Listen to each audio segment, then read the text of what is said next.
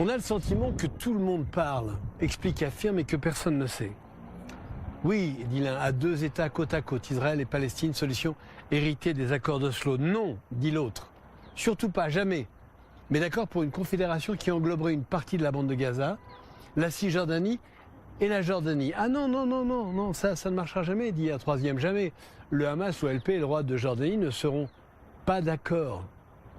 J'ai une solution alors, dit un quatrième, plus d'État palestinien, mais un statut pour les Palestiniens de confédérés. Dans une confédération, comme en Suisse. En Suisse, tu blagues, mais non, dit le cinquième, sur le son fait. Il n'y a plus qu'une solution aujourd'hui, un État unique dans lequel Israéliens et Palestiniens cohabiteraient avec les mêmes droits. Et ceux qui expliquent, affirment, ce ne sont pas les clients d'un quelconque café du commerce, non, ce sont des présidents, des ministres, des premiers ministres. Puisque maintenant, depuis des décennies, le conflit israélo-palestinien doit être comme une médaille au revers de la boutonnière de tous les hommes d'État. Et pendant ce temps-là, des peuples ont peur, souffrent, se battent. Des peuples perdent jusqu'à la notion de ce que pourrait être un été de paix. La guerre devient une habitude. Franchement, j'ai du mal avec ça. Frédéric Chilot est historienne, spécialiste d'Israël et des relations internationales. Elle est l'auteur de la politique française à l'égard d'Israël. Stéphane Amar est journaliste, il vit ici à Jérusalem. Il vient de publier Le Grand Secret d'Israël. Pourquoi il n'y aura pas d'État palestinien. Pierre Lursa est avocat, blogueur, essayiste. Son dernier ouvrage se nomme Israël, le rêve inachevé. Ils sont dans leur réflexion au cœur du sujet que nous allons évoquer. Et je les ai invités dans les listes sans interdit pour qu'ils tentent de nous éclairer. Venez, ils nous attendent.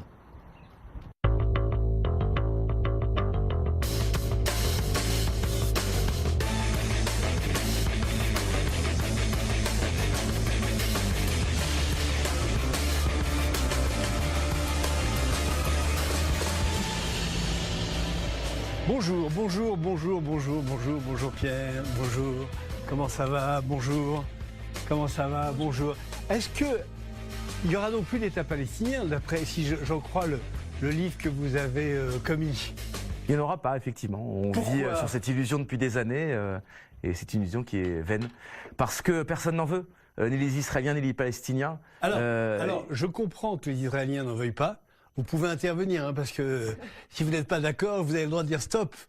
Je comprends que les Israéliens n'en veulent pas, mais les Palestiniens, ils veulent quand même un État, les Palestiniens. Ils veulent un État, mais ils veulent un État qui va du Jourdain à la mer. Ils le répètent depuis 100 ans. Pour eux, la Palestine, c'est d'abord Jaffa, c'est d'abord Haïfa, c'est d'abord Lod, Ramleh, des villes qui sont à l'intérieur maintenant des frontières reconnues internationalement d'Israël. Mais alors, ils vont quoi? Ils vont passer la main? Ils vont dire, bon, bah, c'est plus d'actualité, bon, on va devenir jordanien, on va aller avec les Égyptiens? Ils veulent vivre dans un espace où ils peuvent se déplacer librement, passer la journée s'ils ont envie au bord de la mer quand ils habitent Ramallah, ne pas être confinés derrière des murs, ne pas être enfermés même quand c'est le cas, comme c'est le cas par exemple à Gaza, derrière une frontière infranchissable. Ils veulent vivre une vie normale dans un grand espace et, s'il le faut, coexister avec les Juifs, comme c'est le cas d'ailleurs dans les frontières d'Israël. Et ça, ils vont le donner, ça? Regardez ce qu'on voit derrière, là. Ça, Jérusalem, ils vont donner? Non, ils ne renonceront jamais à Jérusalem. Les accords d'Oslo ont implosé et même explosé sur la question de Jérusalem, parce que Jérusalem est impartageable. On parle de quelques mètres carrés au final, de l'esplanade du temple, l'esplanade des mosquées. On ne peut pas partager cet espace. Il est trop petit, il est trop réduit. Ça a été patent à Oslo. Donc il faut vivre ensemble dans le même espace. Vivre ensemble dans le même espace. Alors, est-ce que ça ne veut pas dire pour nous, si on adopte cette théorie, Frédéric, est-ce que ça ne veut pas dire pour les Israéliens une dilution du peuple du sionisme, une disparition, une dilution du peuple israélien, en fait, dans un monde arabe qui petit à petit va manger Israël? C'est tout le problème, et c'est pourquoi beaucoup d'Israéliens souhaitent un État palestinien, parce qu'il permettra de conserver l'État d'Israël avec une majorité juive. Un État juif, c'est bien ça l'essence du sionisme. Or, si on fait un État binational, où Palestiniens et Israéliens vivraient ensemble, d'abord il faut reconnaître aussi une nation palestinienne. Et en fait, dans beaucoup de formules d'État binational, par exemple la Confédération ou la Fédération... Pardon Frédéric, vous êtes pour un État 2 États côte à côte, vous êtes Genève ou vous êtes plutôt englobé la Palestine dans un grand État, une confédération israélo-gazaouite, cisjordanienne? Déjà, j'observe. Ouais. Je ne suis pas politicienne. Votre point de vue, quand même, ça m'intéresse. J'observe comme historienne que la solution à 2 États est la seule solution viable. Non seulement parce que, historiquement, c'est la solution choisie aussi par Israël, par les Juifs, et c'est celle qui fait que l'État d'Israël sera un État à majorité juive. Et je l'observe aussi parce que les autres solutions ne sont pas viables. Alors vous l'avez dit, la dilution du peuple juif avec peut-être la menace d'une majorité arabe dans un État binational, ça n'est plus le sionisme. Ou alors on ne reconnaît aux Palestiniens aucun droit. Là, vous savez, certains parlent d'apartheid. C'est pourquoi les Israéliens aussi souhaitent la solution à 2 États, parce qu'elle nous garantit la poursuite de l'idéal d'Herzl. Pierre.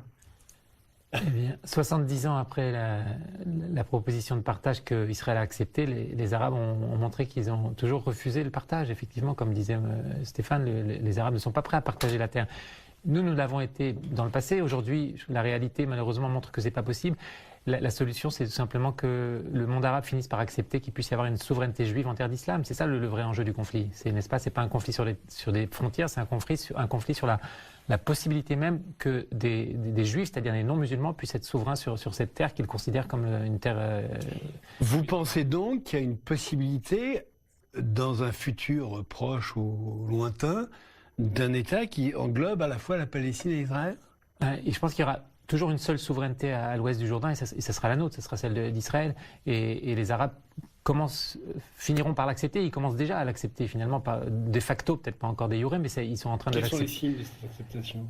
Eh ben, le fait qu'il y ait une coexistence de facto en Judée-Samarie, qui est le meilleur modèle de la coexistence finalement. On voit bien que le fantasme de la gauche israélienne de dire nous sommes ici, eux sont là-bas, c'est pas possible. Pour moi, alors franchement, hein, Stéphane, vous trois, pour moi, ça me paraît, enfin, pas vous, puisque vous êtes pour l'État. Pour moi, ça me paraît complètement ahurissant. Il y a 70 ans bientôt de guerre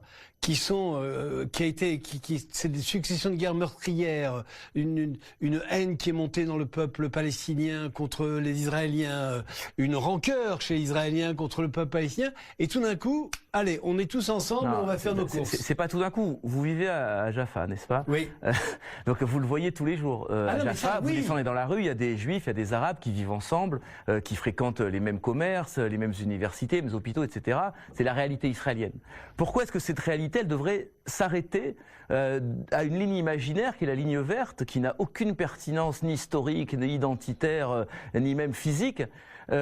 Pourquoi est-ce qu'on ne pourrait pas étendre cette réalité de coexistence à tout le territoire entre la mer et le Jourdain? Pourquoi est-ce qu'on ne pourrait pas imaginer qu'à Ramallah, demain, des Juifs puissent aller faire leurs courses et que des gens de Ramallah puissent passer, encore une fois, la journée à la plage à Tel Aviv? Pourquoi est-ce qu'on doit forcément clore les espaces et dire alors ici c'est mélangé, mais non, ici il n'y aura que des Arabes, des Palestiniens, comme le dit Mahmoud Abbas. Ici il faut créer un Judenrein, il faut créer un État qui soit vide de Juifs. Un truc à dire. Elle est pas je veux dire, moralement, on parlait de l'idéal du sionisme, moralement c'est extrêmement choquant, c'est pas ça l'idéal du sionisme. Non mais moi, pardon, et je vous donne la parole tout de suite, je vis à Yafo, je vois toute la journée des Arabes, Israéliens, musulmans et des Juifs côte à côte qui vivent dans une intelligence et une entente qui est absolument remarquable, vraiment. Il y a même Boulafia, qui est le boulanger emblématique de Yafo. Les jeunes serveurs portent « Nobody personne ne forcera les Juifs et les Arabes à être ennemis », donc on est là-dedans. Mais là, il s'agit du Hamas dont on parle. Il s'agit de ces gens qui nous ont envoyé cet été 500 scuds sur la tronche. Qui a créé cette réalité du Hamas? Qui a créé cette radicalisation? C'est Oslo. C'est les accords d'Oslo, c'est justement cette volonté de partager. C'est depuis les accords d'Oslo, tous les Palestiniens, tous les Juifs vous le diront, la situation avant Oslo était bien meilleure que maintenant. Il n'y avait pas ces murs, il n'y avait pas cette séparation, l'espace était beaucoup plus ouvert, la haine était beaucoup moins vivace. C'est la réponse qu'on a apportée aux tensions qui existaient avant Oslo qui a aggravé le conflit. Si demain on inverse cette tendance, si on intègre les gens, si on les invite à vivre ensemble, comme c'était été le cas dans l'Israël de 67, où il y a une véritable coexistence que vous constatez tous les jours et que chacun peut constater, eh bien à ce moment-là, on réglera cette question israélo-palestinienne. Si ça arrive un jour, je vais vous embrasser. Frédéric. Mais j'ai l'impression que les partisans de l'État binational sont les plus grands utopistes. C'est vrai. Et vous parlez de coexistence, de cohabitation. Effectivement, à Yafo, ça existe, à Haïfa, à Beersheba. Et pourtant, il y a énormément de tensions également. Il y a quelques jours, il y avait la visite de Rivlin à Paris.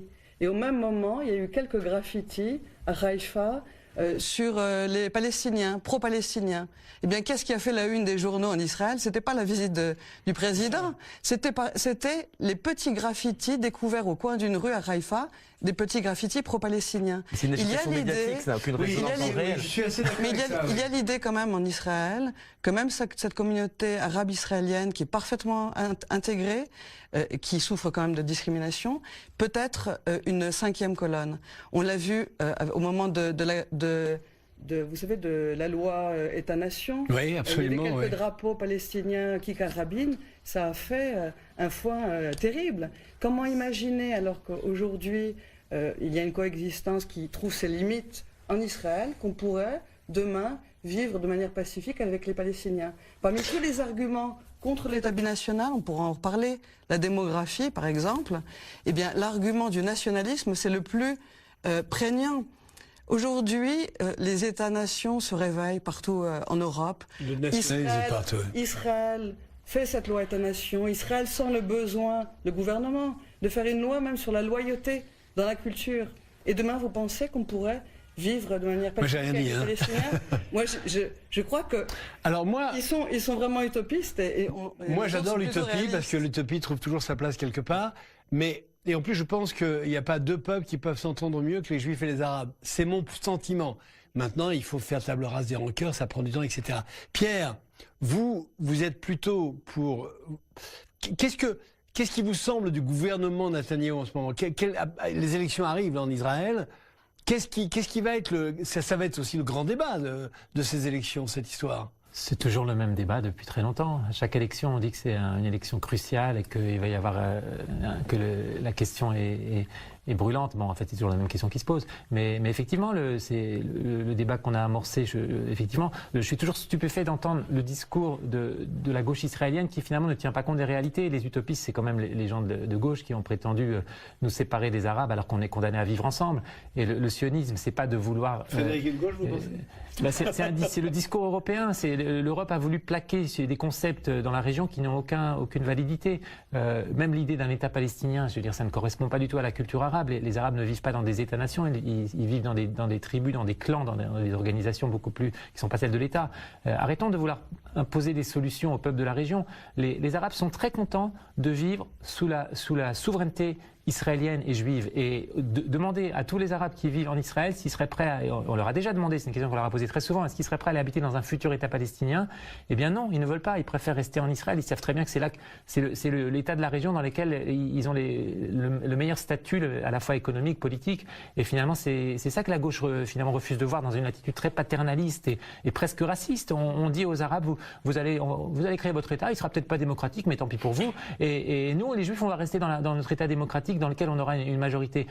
Et quant à l'épouvantail de la démographie, les démographes aujourd'hui sont unanimes pour dire qu'il n'y a pas de menace démographique. On est tout à fait capable d'intégrer entre la mer et le Jourdain plus d'Arabes palestiniens qu'il y en a aujourd'hui en Israël. La proportion augmentera, elle passera peut-être à 30%, et nous resterons un État juif et démocratique. Mais statistiquement, dites-moi si je dis une bêtise, aujourd'hui si on prend Cisjordanie, Gaza, Israël, la majorité, elle est arabe ou elle est israélienne, elle est juive? Gaza, c'est encore un autre problème. C'est vrai que Gaza, on a... Non, oui, c'est ça le problème. Il vaut mieux mettre Gaza de côté, c'est plus pratique.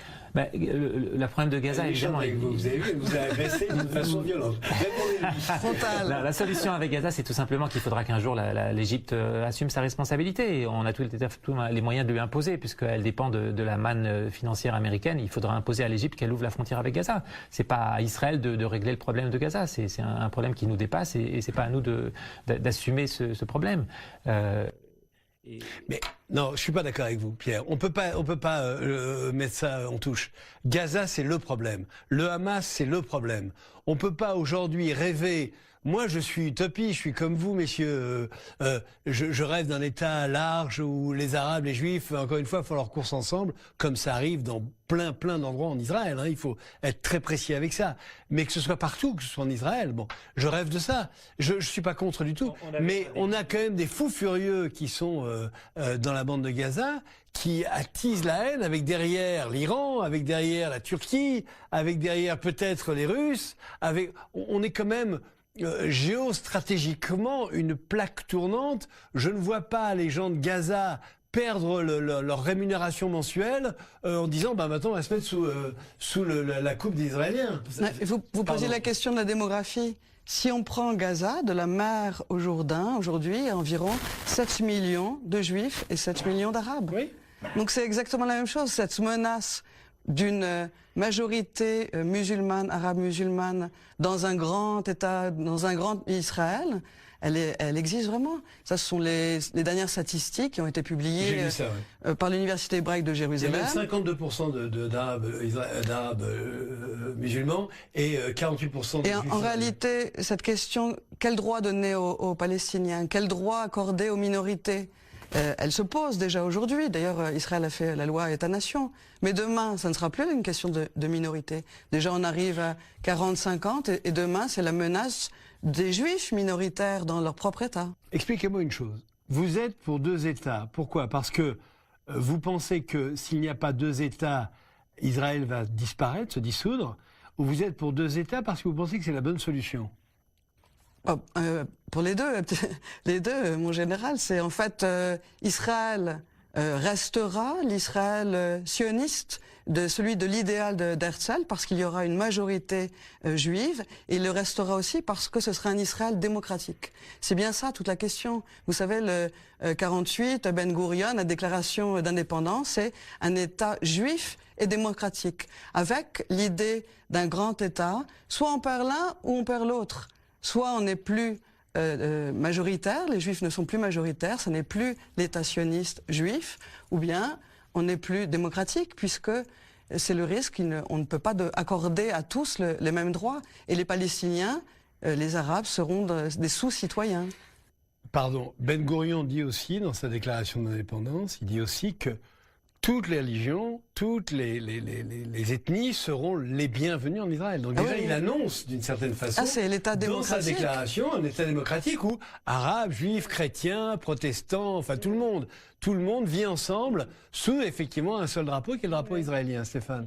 Non, il y a 2 grosses erreurs, si vous voulez, fondamentales dans le discours de Frédéric. C'est d'abord l'erreur. Dis donc, ça y va. Non, mais notez tout ça. Qui sont flagrantes. C'est d'abord l'erreur de l'analyse en fait de ce qui se passe dans cette région, des rapports de force. Il est évident que Gaza est en train de devenir un État indépendant pour une raison très simple, c'est que Gaza n'arrive pas à se réconcilier depuis 10 ans avec la Cisjordanie. Ça n'a rien à voir avec Israël. Il y a 2 États là qui sont en train de se diviser complètement, 2 sociétés. D'un côté les islamistes à Gaza, de l'autre côté la Cisjordanie de Mahmoud Abbas, du Fatah. Donc Gaza se détache d'Israël. C'est évident, depuis le retrait de Gaza en 2005, il n'y a plus un seul juif à Gaza. Les négociations sont très avancées entre le gouvernement israélien et le Hamas par l'intermédiaire de l'Égypte pour donner de plus en plus d'indépendance à Gaza. Qu'est-ce qui vous fait dire ça? Parce que les Égyptiens, c'est imminent, d'ici quelques mois, on le sait, il y aura un accord, une trêve de très longue durée entre Israël et le Hamas, parce que le Hamas va devenir un État indépendant. Il n'y a pas d'autre solution. Une entité peut-être dépendante de l'Égypte, on verra quelle forme ça va prendre. Mais est-ce que il n'y a aucune intention d'Israël d'annexer Gaza, ça c'est évident. Non, mais moi je veux bien tout, mais le Gaza va devenir un État indépendant, c'est-à-dire qu'on met à côté d'Israël la puissance de l'Iran. Et peut-être de la Turquie aussi, donc juste à la frontière. D'abord, le Hezbollah est 10 fois plus hostile et 100 fois plus puissant que le Hamas. Il est aussi aux portes d'Israël. Et Israël vit avec ça d'une certaine manière, même si c'est pas très agréable. Israël, quelque part, traite ce problème sécuritaire. Le Hamas est beaucoup moins hostile, y compris dans son idéologie, à Israël que peuvent l'être les chiites iraniens. Ça, c'est une première chose. Et cette menace qu'on brandit sans cesse du Hamas, c'est une menace extrêmement limitée à l'échelle d'Israël. Je vous rappelle les derniers affrontements. effectivement 150 morts du côté palestinien, 1 mort du côté israélien. On voit bien que le Gaza ne fait poser aucune menace véritablement sur Israël. Il faudra trouver évidemment les moyens d'une coexistence. Il faudra aérer la bande de Gaza, créer un port, un aéroport. Vous avez une image un petit peu caricaturale des gens de Gaza. La plupart des gens de Gaza que je connais, je me suis rendu des dizaines de fois dans ce territoire, sont des gens extrêmement pacifiques qui veulent vivre. C'est pas une image caricaturale parce que moi aussi je suis à Gaza. Moi je suis d'accord avec vous sur les Gazaouites, mais il y a aussi le Hamas. Il y a des fous furieux qui sont derrière ces gens-là. Que les Jordaniens... S'il y a eu 150 morts cet été, c'est parce qu'on les a poussés. Mais vous croyez que les Syriens aiment Israël? Vous croyez que non, mais vous croyez que Bachar el-Assad aime Israël? Mais il y a on vit pas à Disneyland. Il y a évidemment des ennemis autour d'Israël. Mais c'est pas pour ça que ça justifie. Attendez, je termine juste sur la deuxième grande erreur de Frédéric. C'est la question profondément de l'intention d'Herzl, du sionisme, de l'identité. Est-ce qu'Herzl imaginait, alors qu'il est mort 5 ans avant la création de Tel Aviv, qu'on pouvait créer un État d'Israël sans Jérusalem, ou en tout cas la partie historique, sans Hébron, qui est la ville fondatrice de l'identité juive, sans toute la Judée-Samarie biblique. Oui, sans Jérusalem, oui, ça l'intéressait pas. Non, c'est pas vrai. Le tiers d'Altneuland se déroule à Jérusalem, c'est tout à fait faux. Il n'en voulait pas comme capitale. C'est tout à fait faux. Le tiers d'Altneuland se déroule à Jérusalem. Oui, mais il n'en parlait pas comme capitale. C'est faux, c'est faux. Herzl était extrêmement attaché à Jérusalem, extrêmement attaché surtout à l'aspect identitaire du sionisme. Le sionisme, c'est pas juste un État refuge pour les Juifs, c'est un retour dans la patrie ancestrale. Et si on occulte cette dimension, évidemment, on nourrit le conflit. C'est exactement ce qui s'est passé au monde occidental. Frédéric, un mot parce que je vois Dvora qui me fait des grands signes. Non, mais surtout sur Gaza. En fait, on parle de Gaza. Gaza, tout d'un coup, c'est extraordinaire. C'est un futur État avec qui Israël pourra vivre, coexister de manière pacifique, parce que en réalité, le gouvernement israélien préfère négocier avec Gaza qu'avec la Cisjordanie. Je vous reprends juste après la coupure. Avec le Hamas. On fait une coupure, ne bougez pas, on fait une coupure, c'est passionnant. Et on revient juste après la pub. À tout de suite.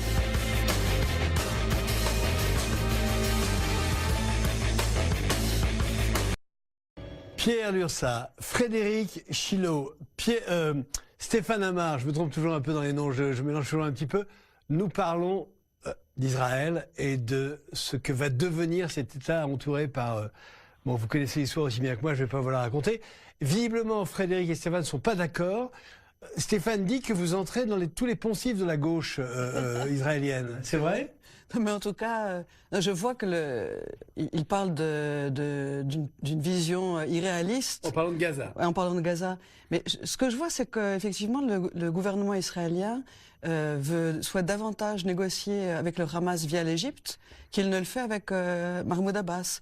On privilégie les terroristes du Hamas plutôt qu'un partenaire. Le terroriste du Hamas, le terroriste de Mahmoud Abbas, c'est la même chose. C'est presque la même chose, mais il n'y a pas une grande différence. C'est presque la même chose. Ben oui, le Hamas, c'est les frères musulmans et Arafat était un frère musulman. Donc, et vous pensez qu'Abou Mazen est l'héritier d'Arafat direct et des frères musulmans? Ben oui, finalement, les casquettes sont différentes, mais c'est la même idéologie. La vraie question, je crois qu'elle est chez nous. La vraie question, c'est pas tant les Arabes, c'est est-ce que nous, Juifs, nous sommes prêts à assumer notre souveraineté? Finalement, c'est la question qui subsiste. On l'a bien vu avec la loi sur l'État-nation. C'est la gauche israélienne, héritière de Ben Gurion, qui a refusé un texte de loi qui finalement ne disait rien d'autre que ce que disait la déclaration d'indépendance. On voit comment le consensus sioniste s'est effrité pendant 70 ans, et aujourd'hui la gauche sioniste est presque plus sioniste. C'est le grand malheur d'ailleurs de la politique israélienne. Attendez, c'est grave ce que vous dites, parce que vous dites la gauche sioniste n'est presque plus sioniste. Ça veut dire que la gauche est prête à donner Israël, à la mettre dans cette dilution, à l'abandonner, c'est ce que vous voulez dire? Mais oui, c'est ce qu'on a vu depuis Oslo, effectivement, depuis 20 ans. On voit que chaque fois qu'Israël, finalement, renonce à sa souveraineté, toute cette politique du retrait unilatéral, retrait de Gaza, retrait du Sud-Liban, c'est ça qui nous a apporté les plus grands problèmes stratégiques qu'on a aujourd'hui. Si on a mis l'Iran, c'est nous qui avons amené l'Iran à nos frontières, n'est-ce pas? Mais c'est pourtant la gauche qui a, si je ne m'abuse, c'est la gauche qui a autorisé les implantations, qui les a suscitées. À l'époque, la gauche de l'époque, bien sûr, qui était un peu comme qui était un petit peu même plus à droite que la droite d'aujourd'hui, n'est-ce pas? Effectivement, c'est à l'époque Yitzhak Rabin, Ariel Sharon, c'est eux qui ont construit la Judée-Samarie, mais aujourd'hui, Netanyahou arrive à peine de ce point de vue-là, il est un petit peu encore en retrait, n'est-ce pas? Il est bien loin de... Est-ce que, alors donc, ça veut dire, je vais vous donner la parole, est-ce que ça veut dire que cette culpabilisation de l'État d'Israël fonctionne? Est-ce que moi, j'avoue, parfois je suis vraiment d'accord avec vous. J'entends des choses et je lis des choses qui me font frissonner parce que c'est d'une violence anti-israélienne venant parfois d'Israéliens. Ça me sidère, ça me confond. Oui, il suffit de lire Haaretz. Est-ce que vous êtes d'accord avec ça? Est-ce que la gauche est en train de faire, en fait, de se mettre du côté des opposants à Israël? Stéphane? Non. Je pense que la gauche, d'une certaine manière, cherche une solution. Je pense que la plupart des gens... Alors oui, il y a le post-sionisme dont vous parlez, une haine viscérale de soi-même. En vérité, ça existe, mais c'est très minoritaire en Israël. C'est peut-être le journal Haaretz, c'est peut-être certains milieux culturels, etc.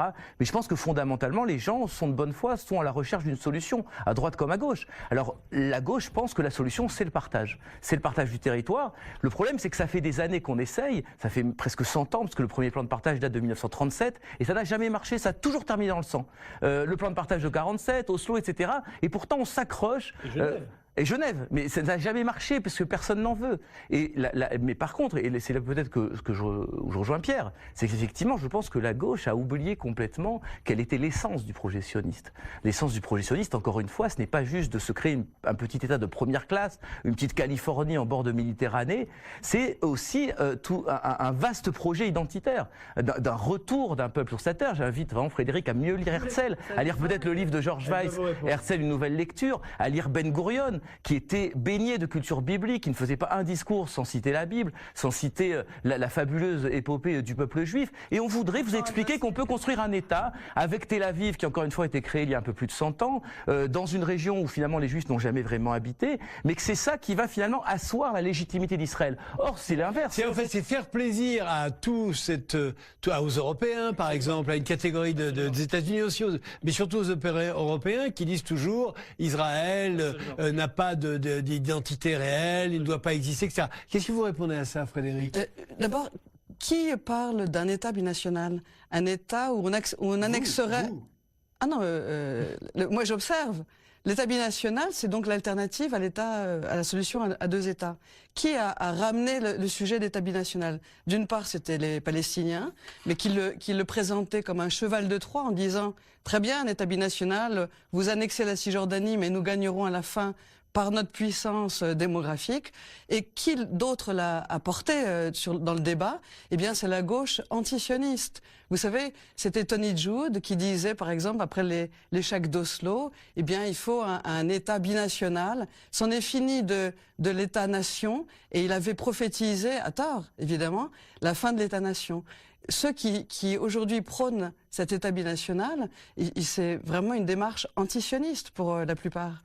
Non, vraiment pas. Attends, je vais demander à Pierre de répondre à ça. Oui, on confond deux choses différentes. On confond un État unique et un État binational. Moi, je pense qu'il restera toujours un État unique, mais dans lequel seuls les Juifs auront des droits nationaux. C'est-à-dire que on revient à cette chose horrible quand les gens parlent d'apartheid, ce qui est une aberration, mais on revient à cette horreur. Bah si, parce que à ce moment-là, on aurait un pays où les gens n'auraient pas tous les mêmes droits. Non, non. Moi, je suis pas du tout d'accord avec Pierre ni avec Frédéric. Je veux juste expliquer ce que je pense. Quand on parle d'État unique, l'État unique, il existe déjà, c'est l'État d'Israël dans ses frontières de 67. C'est un État unique. Mais les gens ont les mêmes droits, Pierre. Il ne s'agit pas d'avoir des gens avec des droits différents. Moi, je suis pour un État, mais si les gens un ont grand les mêmes État. droits, première élection, s'il y a 55% de musulmans non, parce qu'il n'y a pas 55%, parce que la bande de Gaza est sortie de l'équation, c'est déjà donc 2 millions de Palestiniens en moins. On peut pas sortir la bande de Gaza de l'équation. Si, parce qu'elle s'est sortie elle-même de l'équation. Quand Ariel Sharon a quitté la bande de Gaza, il avait évidemment comme intention de se débarrasser de 2 millions de Palestiniens. C'est évident, il ne faut pas se voiler la face. Quoi, alors vers les Jordaniens?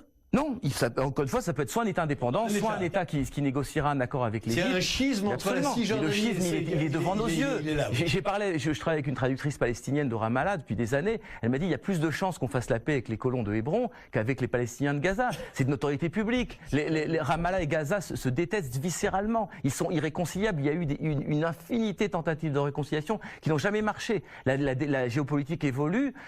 Tout n'est pas gravé dans le marbre. Oui, demain Gaza sera un État indépendant. Maintenant reste reste la Cisjordanie. Dans ce rapport démographique dont vous parliez, on est à peu près, à l'heure où je vous parle, à 65-35. Mais, et ça c'est une évidence qui est soulignée par tous les démographes, la dynamique démographique est très clairement en faveur des Juifs. Le taux de natalité, de fécondité des femmes juives a dépassé celui des femmes arabes il y a 2 ans. La femme juive est la seule dans le monde occidental qui fait plus d'enfants que sa mère. Donc on voit très bien, c'est pas tant à Tel Aviv. Je veux dire, les familles de 3, 4, 5 enfants, c'est tout à fait courant. Oui, c'est Jérusalem, c'est les orthodoxes. Non, pas du tout. Le taux des orthodoxes est en baisse, c'est ce qui fait grimper le taux C'était tellement haut que... Absolument. Mais ce qui fait grimper le taux de fécondité, c'est le taux de fécondité des laïcs. Et qui vient à Tel Aviv ou dans la région du centre voit très bien que la construction est absolument... Je repasse par Frédéric avant d'aller vers la dynamique démographique en faveur des Juifs. La démographie, c'est un sujet extrêmement délicat et vous savez, tout le monde peut l'interpréter comme il le souhaite. Ah ben non, c'est des chiffres. Ah ben non, pas du tout. Il y a une querelle de démographes en Israël entre les démographes de droite et d'autres qui ont raison. Ceux qui ont raison, c'est ceux qui pensent comme vous. Non, pas du tout. Ils sont trop. Mais en réalité, d'abord, on le disait tout à l'heure, il y a environ 7 millions d'Arabes et 7 millions de Juifs de la mer au Jourdain. Aujourd'hui, si on exclut Gaza, ce qui est très pratique, puisqu'en fait, pour certains, Gaza, ce sera le futur État de Palestine. Alors, je voudrais vous faire réagir à cette phrase de la ministre de la Justice, Ayelet Shaked. Il y aura, elle a proposé une confédération entre certaines parties de la Cisjordanie, de la Jordanie et de Gaza. C'est quoi cette idée-là? Ça veut dire tout d'un coup, on vire tout le monde. C'est les 3 États, ça.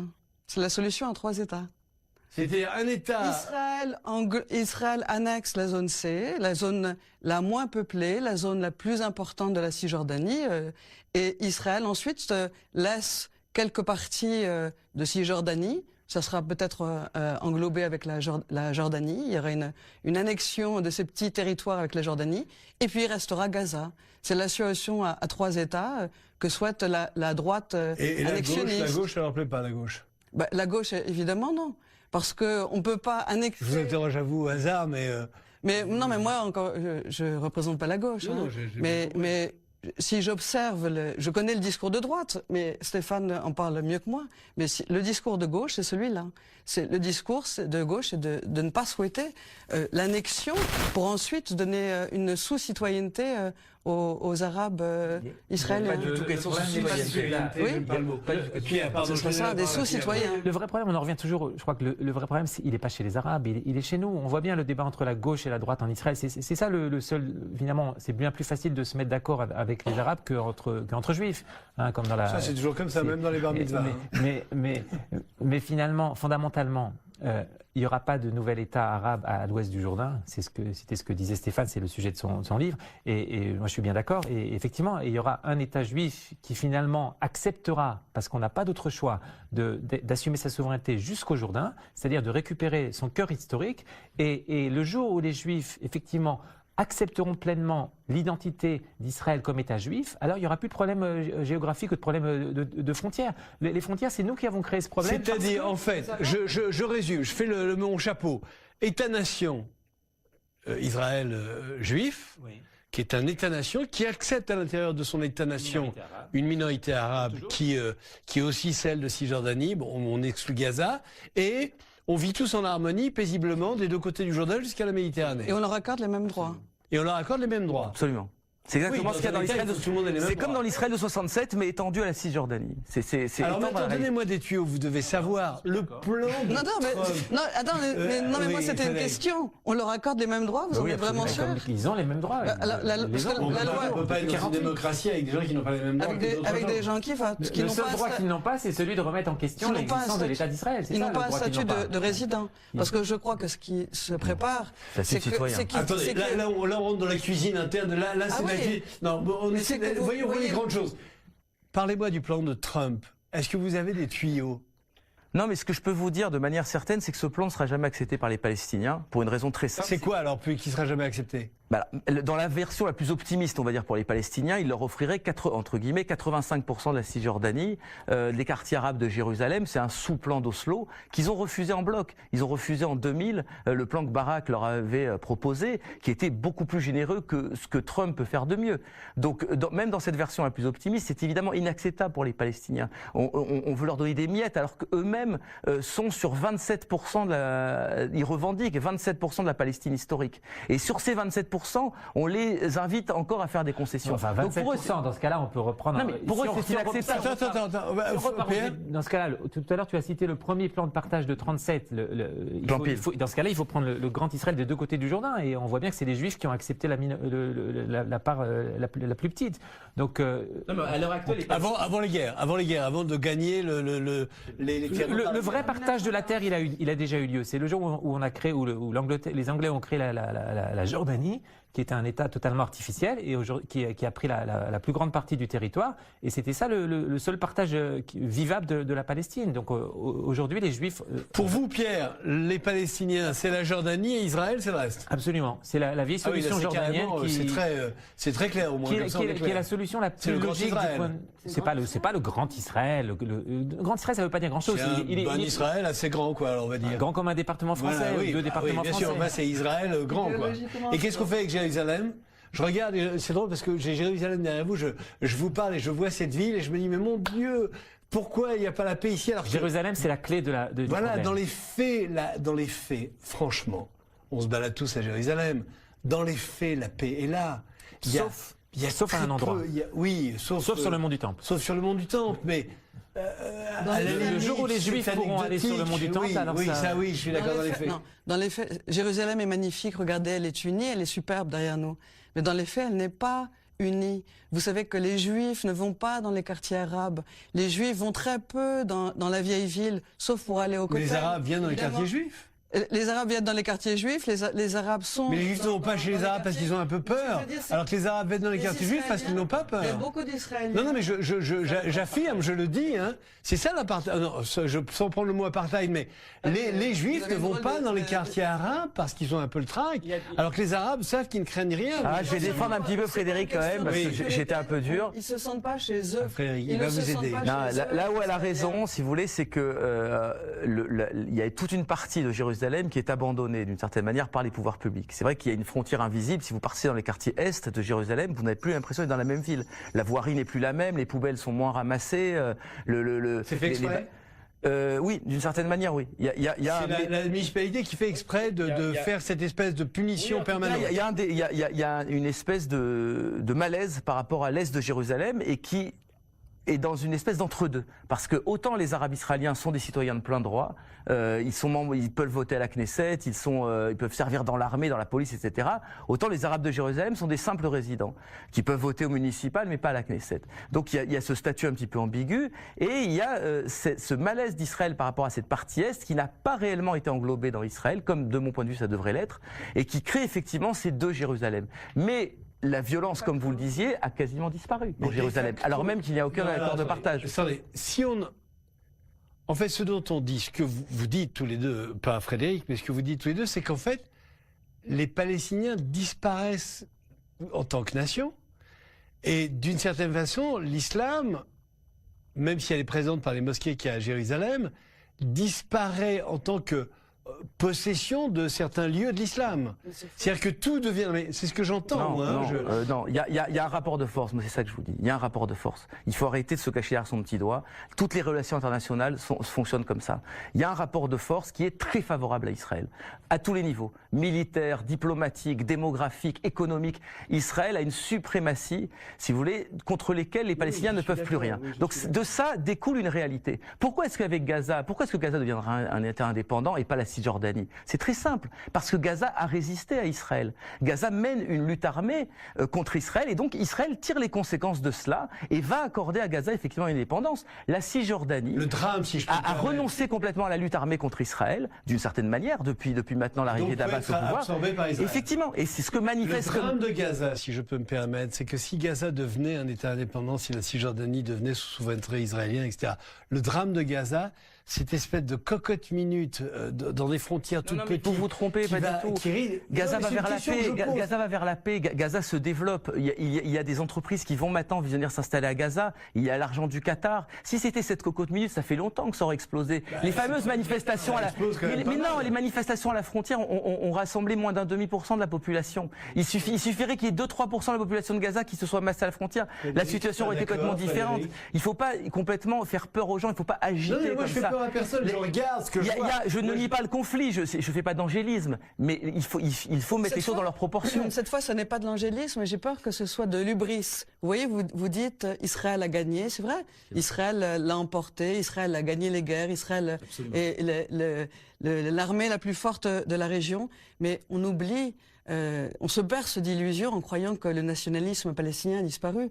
Et le Hamas est là, mais le nationalisme palestinien, pas comme nationalisme nécessairement militaire, je ne parle pas d'une troisième intifada, un nationalisme même culturel. Même cette idée de nation palestinienne, d'identité culturelle palestinienne est quelque chose qui fait énormément peur à Israël. La preuve, la loi État-nation, la loi sur la loyauté culturelle. Donc ce nationalisme est présent et c'est une menace réelle. Et c'est ce qui empêchera toujours une coexistence pacifique. Vous voyez, certains disaient, aidez-nous à divorcer. La meilleure coexistence, la meilleure amitié judéo-arabe, ce sera avec une séparation et un État souverain palestinien. C'est incroyable parce que finalement la gauche israélienne parle toujours de divorce, elle ne supporte pas de vivre avec les Arabes. Alors que tout le monde sait, tous les pères fondateurs du sionisme savaient qu'on était condamnés à vivre avec les Arabes qui étaient là avant nous, pas avant nous, parce que historiquement on était là les premiers, mais qui étaient là quand le peuple juif a commencé à revenir en Eretz Israël, il y avait des Arabes. Et on est condamné à vivre avec eux, et la gauche refuse cette évidence. Et elle a un discours qui est paternaliste et presque raciste. Mais je vais beaucoup plus loin que Pierre. Non seulement on est condamné à vivre avec eux, mais en plus cette cohabitation est fructueuse. C'est-à-dire qu'il y a des Arabes, le numéro 2 d'Apple dans le monde est un Arabe israélien qui a été formé au Technion à Haïfa. Il y a des Arabes dans l'université, il y a des Arabes qui sont ambassadeurs de l'État d'Israël, il y a des Arabes qui sont des officiers de l'armée israélienne et des Arabes qui sont dans la police. Je vais aider Frédéric parce qu'il y a tout ça en train de... Les Israéliens ont tout à gagner à la meilleure intégration des Arabes israéliens. Parce que sans quoi, ce serait le chaos permanent. Et c'est positif. Alors moi je vais essayer d'être... Je suis d'accord. Pardon, en prenant la séparation en prenant du recul, je regarde les choses. Je vois plus de plaisir de vivre. Je vois une économie plus florissante. Je vois une industrie, une technologie. On est 5e nation en matière de créativité. Ça a été vu hier ou avant-hier. En État d'Israël qu'en Cisjordanie ou à Gaza. Pourquoi ne pas, et encore une fois je ne parle pas d'annexion, d'apartheid, pourquoi ne pas justement faire en sorte que les Arabes de Cisjordanie puissent vivre ça avec nous? C'est quoi le problème? Non, c'est parfait, un État où on annexe la Cisjordanie et que les Palestiniens viennent vivre et profiter de la prospérité israélienne. Mais là, on parlait d'une minorité, une très grande minorité. Les Arabes israéliens, c'est 20%. Demain, il faudra négocier avec 30, 40%, voire davantage. Si les Juifs ne sont plus majoritaires dans leur propre État, comment ne pas accorder cette identité culturelle, la reconnaître? Pourquoi faire la loi État-nation qui ne reconnaît aucun droit à aucune minorité? Vous comprenez?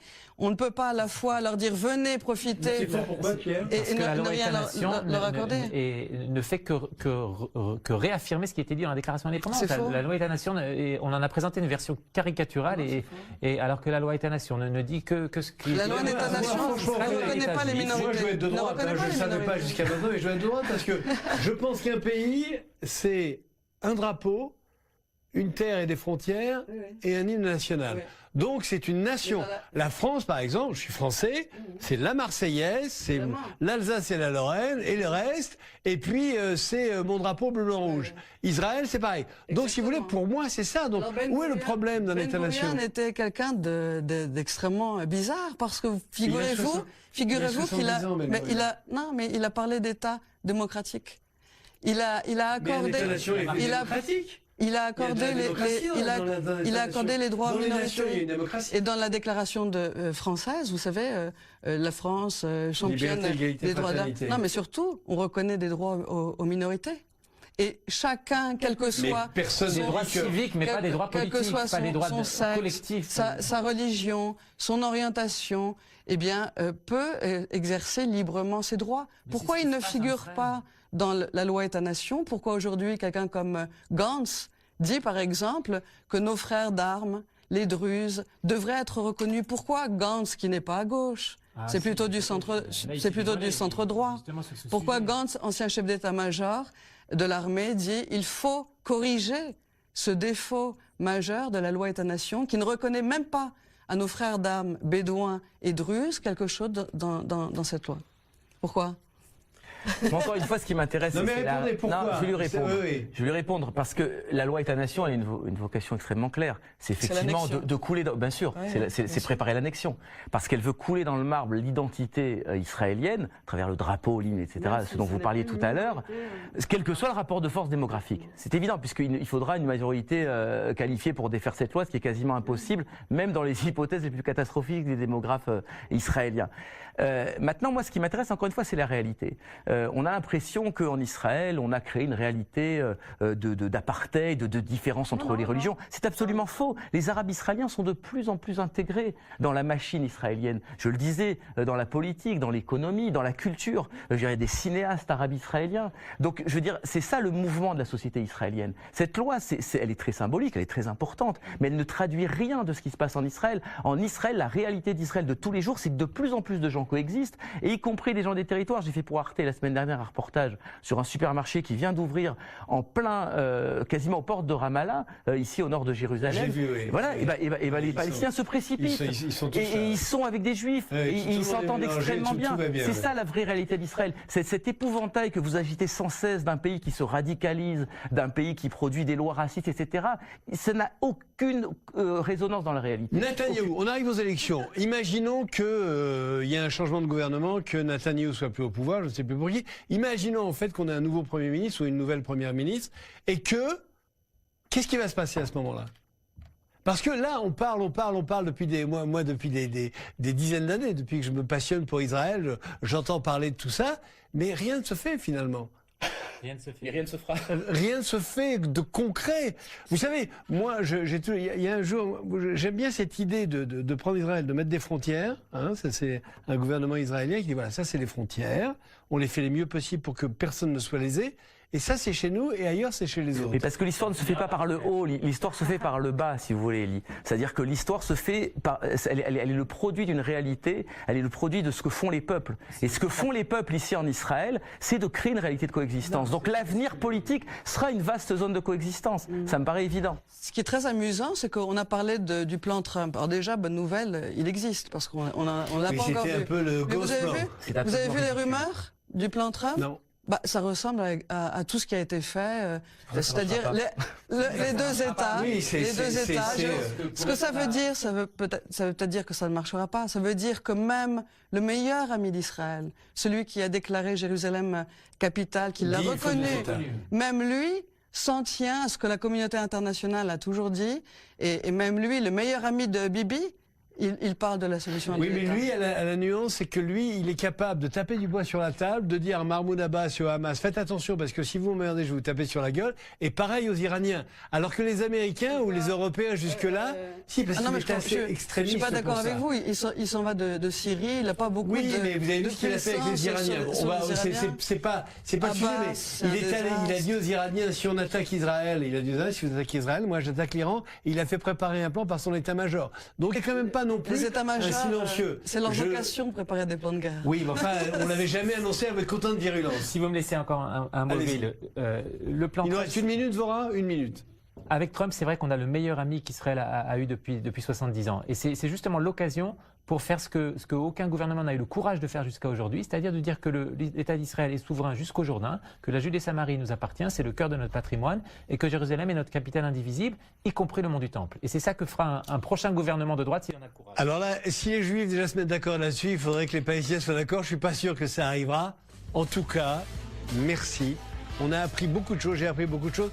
On va tous se tourner vers Jérusalem parce que quand même c'est quand même une des plus belles choses qui existent au monde, je dois le dire. Et je vous remercie tous. C'est fini. À dimanche.